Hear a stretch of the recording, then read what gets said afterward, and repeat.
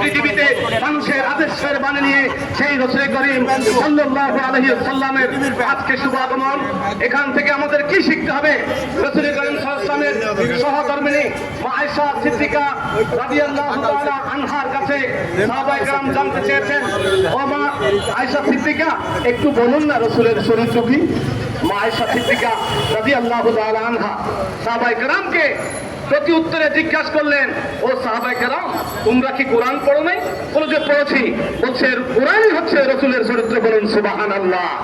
তাহলে সাহাবায়ে কেরাম যদি রাসূলের আদর্শে রাসূলের রঙে রঙ্গিত হয়ে একটা অনুসরণ করে আল্লাহর সান্নিধ্য লাভ করতে পারে এই কোরআন এবং সুন্নাহর কারণে। এবং রাসূল করিম সাল্লাল্লাহু আলাইহি ওয়াসাল্লাম বিদায় হজের ভাষণে বলে গিয়েছিলেন, আল-ইয়াউম, আল্লাহর পক্ষ থেকে আয়াত নাযিল হলো, আল-ইয়াউম আকমালতু লাকুম দীনাকুম ওয়া আতমামতু আলাইকুম নি'মাতি ওয়া রাদিতু লাকুমুল ইসলাম